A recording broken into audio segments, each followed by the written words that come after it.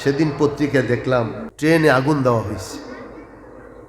কে বা কারা সেটা তো আপনারা জানেন, পত্রিকায় দেখেছেন। একটা মা, তার ইয়াসিন নামে একটা সন্তান, যতক্ষণ পর্যন্ত মায়ের জীবন ছিল মা ততক্ষণ সন্তানটাকে আঁকড়ে ধরে রাখছে। আগুন জ্বলছে ট্রেনের মধ্যে, এমত অবস্থায় মা যতক্ষণ পারছে বেরোতে পারে নাই, মা সন্তানটাকে উপর করে ধরে রাখছে।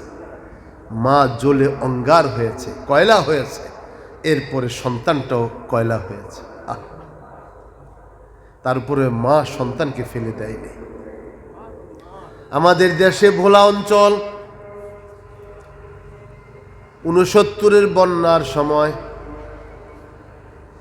সন্তানকে মা কত মায়া করে, আর একটা উপমা, সারা রাত সন্তান মারা গেছে 12টার দিকে, 6 মাসের বাচ্চা পানির তোরে, মাটাকে ধরে রাখছে, ছাড়ে নাই। পানির ভাটায় পানিতে সব ভেসে যাইতেছে, মা একটা গাছের মধ্যে হাত দিয়ে ধরে আছে, বাচ্চাটাকে এই হাতে ধরে রাখছে, মরা বাচ্চা, কিন্তু আর রাখতে পারে না পানির তোরে, বাচ্চাটাকে ছেড়ে দিছে। যখন মা কুলে পড়ে কাতরাইতেছে আর চিৎকার করতেছে, আমার বাচ্চাটাকে আমার কাছে দাও ফিরিয়ে। সন্তান মারা গেছে, তারপরও মা সন্তানের শোক বলতে পারে না। আল্লাহ পাক সেই মায়া মমতা দিয়া রাখছে।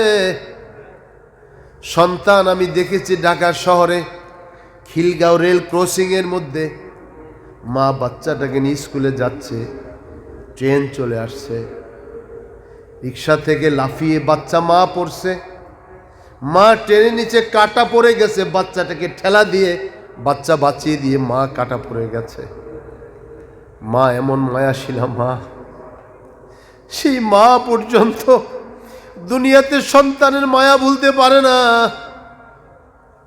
জীবন থাকা অবস্থায় সন্তানের জন্য মা কখনো সন্তানকে ফেলে দিতে পারে না। নিজের সব কিছু দিয়ে হলো সন্তানকে মা লালন পালন করে। মা সন্তানকে পেটে ধারণ করে। প্রসবের সময় এত কষ্ট, মা প্রসবকালীন সময় রক্তাক্ত দেহে মাটিতে ছটফট করে অজ্ঞান হয়ে যায়। আবার যখন জ্ঞান আসে, দুখানা হাত বাড়িয়ে দিয়ে বলে, কে আছো? আমার বাচ্চাটাকে আমার কোলে দাও।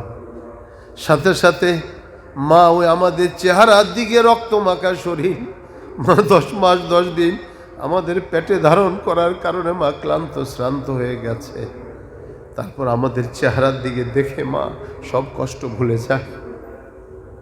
সেই মা জননী, মা দুঃখিনী, দুনিয়া এত আমাদের মায়া করে, নিজে না খেয়ে আমাদের খাওয়ায়, সারাদিন কাজ করে খাবার দাবার সকলকে দিয়ে মা খালি প্লেটে ঝোল দিয়ে, একটু মুরগির পা দিয়ে, একটু আলু দিয়ে খেয়ে তৃপ্ত হয়ে যায়।